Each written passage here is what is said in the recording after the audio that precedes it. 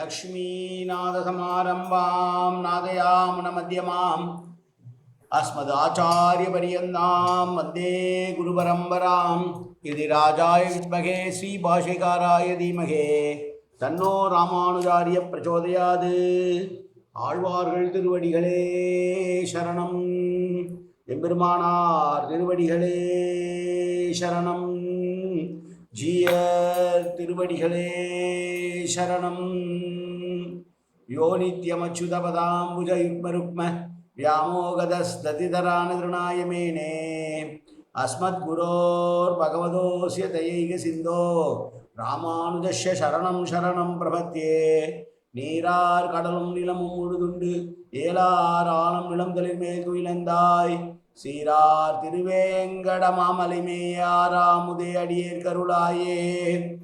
எல்லாம் அல்ல ஏழுமலையான் பெருங்கருணையால் 4000 திவ்ய பிரபந்த பாசுர பதிவேற்றங்களின் வரிசையில் இன்றைக்கு 2652வது நாள் பாசுர பதிவேற்றம். நம்மாழ்வார் அருளை திருவிருத்த திருமொழியினுடைய 13வது பாசுரத்தை சேவிக்க இருக்கிறோம். முதலிலே தனியினை சேவிக்கலாம். கருவிருத்த கொழி நீத்த பின் காமக்கடுங்கொழி வீழ்ந்து ஒரு விருத்தம் புக்கு உழல் உருவீர் உயிரின் பொருள்களுக்கு ஒரு விருத்தம் புகாமல் குறுகேர்கோன் உரைத்த திருவிருத்தத்து ஓரடி அக்கற்று ஈரீர் திருநாட்டகத்தே. 13வது பாசுரம்.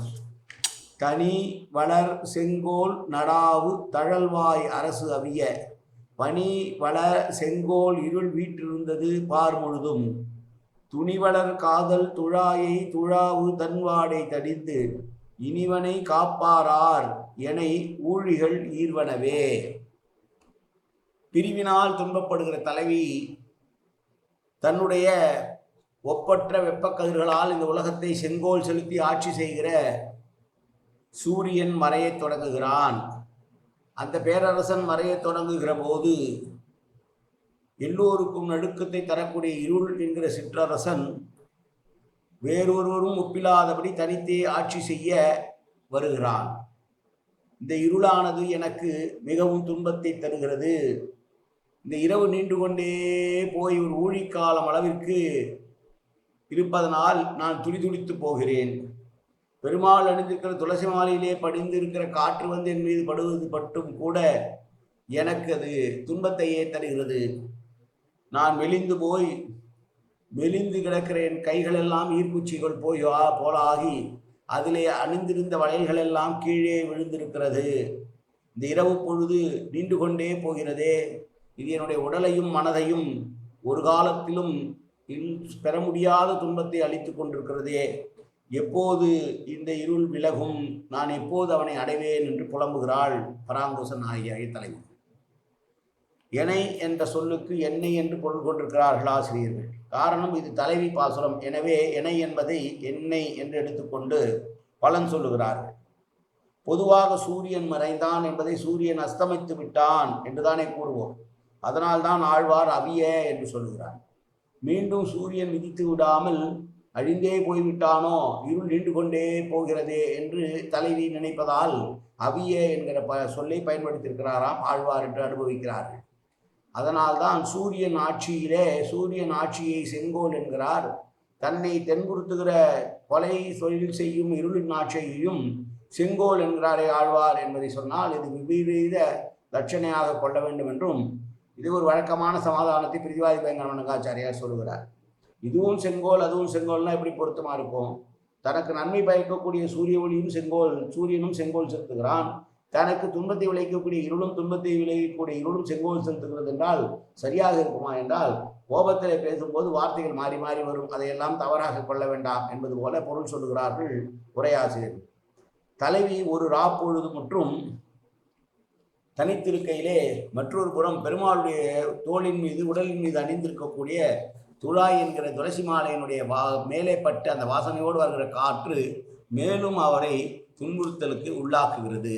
எனவே தலைவி புலம்புகிறாள், இவ்வாறு என்னை துன்புறுத்துகிறதே, இது நியாயம்தானா? இது யாரும் கேட்பதில்லையா என்று பேசக்கூடிய பாசுரம். ஒப்பில்லாமல் வளரும் தன்மை உள்ளவனாக இருக்கக்கூடிய, எங்கும் தன்னுடைய கிரகணத்துக்கு தடையே இல்லாத சூரியனுடைய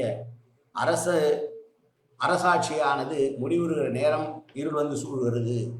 அப்படி இருள் வந்து சூழ்ந்தது உடனே முடியுமா என்றால் முடியாமல் எங்கெங்கோ சென்று கொண்டே இருக்கிறது.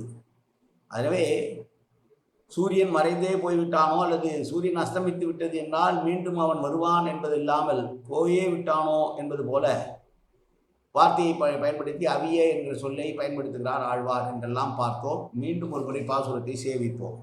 தனிவளர் செங்கோல் நடாவு தழல்வாய் அரசு அவிய பனிவளர் செங்கோல் இருள் வீற்றிருந்தது பார்முழுதும் துணிவளர் காதல் துழாயை துழாவு தன்வாடை தடிந்து இனிவளை காப்பார் யார் என ஊழிகள் ஈர்வனவே.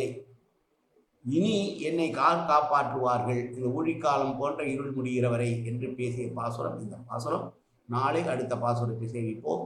காயேன வாச்சா மனசேந்திரியர்வா வித்யாப்தநாபா பிரகதேது சுபாவாது கரோமி எந்தது சகலம் பரஸ்மை ஸ்ரீமன் நாராயணாயேதி சமர்ப்பயாமி. உடலாலும் உள்ளத்தாலும் வாக்காலும் சகலவிதமான பாவங்களும் தோஷங்களும் நிறைந்ததாக உலகத்தை இயல்பிருந்த போதிலும் அடியேன் செய்கிற நல்வினையோ தீவினையோ அத்தனையும் உன்னுடைய கமலமலர் பாதங்களில் சமர்ப்பிக்கிறேன் கண்ணா. காத்தொள்வாய் கண்ணா, ஏற்றுக்கொள்வாய் கண்ணா.